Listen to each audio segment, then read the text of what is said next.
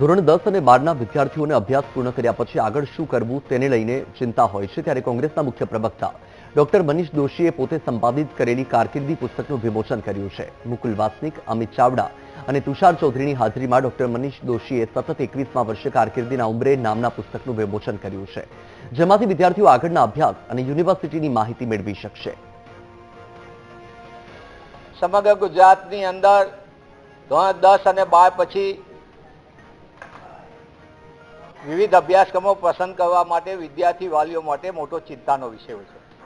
ત્યારે 2006 થી શરૂ થયેલી કોંગ્રેસ પક્ષની આ યાત્રા અને કોંગ્રેસ પક્ષ દ્વારા પ્રતિબદ્ધતાથી શરૂ કરેલું આ કાર્ય આજે 21મી સંસ્કરણ 21મી આવૃત્તિ તરફ આગળ વધી ગયું છે.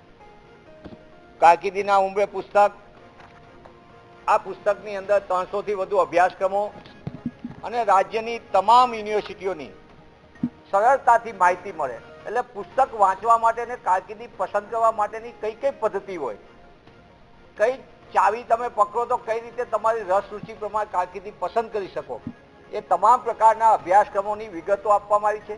આ વિગતોની અંદર પણ સરળતાથી તમને એ અભ્યાસક્રમ શું છે, અભ્યાસક્રમની કઈ જગ્યાએ કેટલી બેઠકો અને એની ફીનું ધોરણ શું હોઈ શકે, એની વેબસાઇટ અને સરળતાથી માહિતી મળે એવો પ્રયત્ન કરવામાં આવ્યો.